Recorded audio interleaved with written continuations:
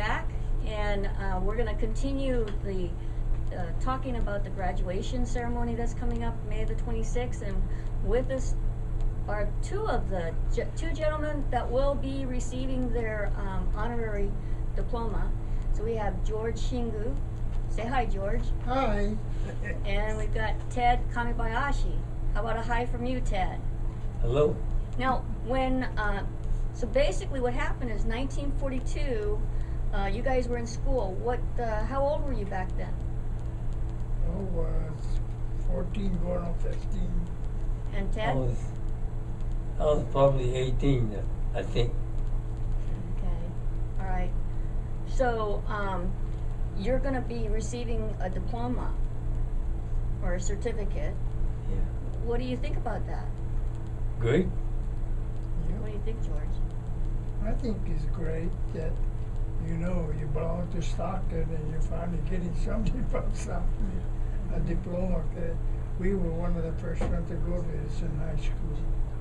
So therefore, actually get a certificate or diploma from Edison means a lot to me. And that's important. I don't think that's information that most people would know.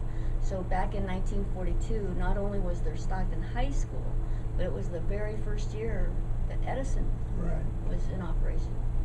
And you were, part of that first group? Yes. There were only 248 of us transferred from Stockton High School to Edison. We all lived on west side of Stockton. And we've got another Edison. You're an Edison alum. Yes, I am. So tell me. So you guys were going to school, and then at some given point, the school informed you that you're not going to be able to continue your education at the high school. Is that what happened? Well, you can travel.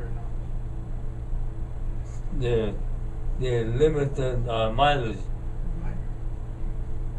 and so we live.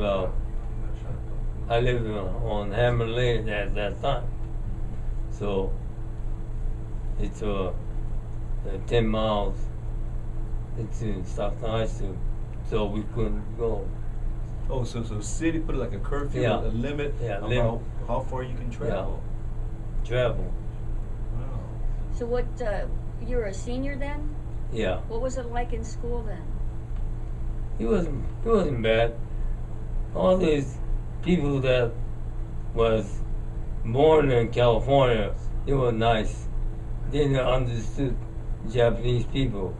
It's the people that came from out of state that was ignorant. They gave us a bad time. How bad was it? No, they just yell. That's verbal abuse. So this bad time started once the war started? Yeah. Okay. But prior to that, everything was okay? Yeah. Okay. So George, what do you remember about high school? Well, I was playing basketball and I broke my leg, so I had to stop going to school in April. By then in May, we got orders, no high school anymore, because we had to go to camp. That was it. So when you got those orders, was that a surprise to you? Well, yeah, it was. That I didn't think that we would be going to an internment camp or anything, that we might be restricted, because we were restricted to only 5 miles from your home, any place. And that made it hard too. We just made it by the border over there between French Camp and Stockton, wasn't that far. So we were still able to go to Edison High School. But like she says, if they lived beyond 5 miles, you could not travel. So they put this restriction. You couldn't travel more than 5 miles or 10 miles. And how long before you had to leave our community to get relocated to internment camps? It was less than a month. Almost 3.5 weeks or so. That made it hard. You're trying to pack everything up or get rid of whatever you have that you don't want to have, and you can't carry anything but what you you know, you could put on your back. That's about it. So What are the kinds of things that you could take with you? blanket and clothes, that's about it. And your personal hygiene stuff, that's about it.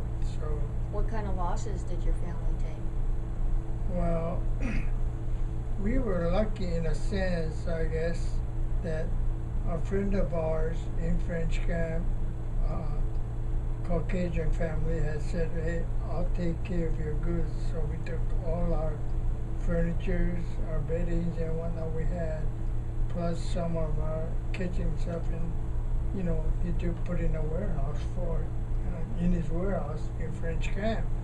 So, in a sense, we figure, oh well, we'll have that if we do get home.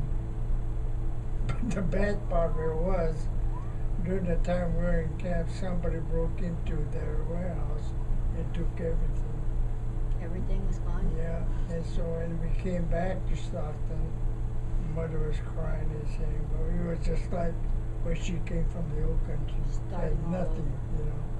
But we all try to work hard as we can to replace everything. But yeah, it's been hard, 'cause especially I come from a family of 12, so. Oh, big family. Yeah, so it was hard for us in a way, but we were old enough that we could go out and work. But I couldn't find a job. That's the reason why I joined the Army. Oh, you went into the Army? Yeah, I was in the Army for 3 years. I was stationed in Hawaii, but I used to walk from French Camp Community Center, where they kept us for a while, to Tracy to go pick tomatoes and whatnot. Wow. You were walking to Tracy? Yep, for 50 cents a bucket, but that got sort of old for me. I said, heck, I'm not gonna stand for this guy. I couldn't find a job. Wait, when was this? This is before the war? 1945. 45 after the After. war. After you I had- came After. home Wow. to Stockton. And that's when I decided I'm going to join the Army. I decided to get a, you know, place to sleep, eat, and get some wages out of it, and send some of my money home to my family. Right. So let me wait a minute, let me hear this right, George. So you got relocated, you went to the camp, Right. and how long were you in the camps? I was there 3 years. When I graduated high school in 1945 at Gila River, Arizona, I went to Chicago, relocated to Chicago for 3 months. I got my draft number, so I came home to Stockton. And I waited for them to call me, but like I said, I got sick and tired of walking to Tracy to pick Yeah. tomatoes. So I thought, heck, I'm gonna join the Army at least, you know.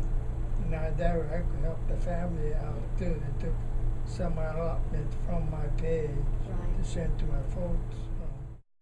If you or someone you know would like to participate in the graduation event, please contact us at Our Voice NorCal at sbcglobal.net.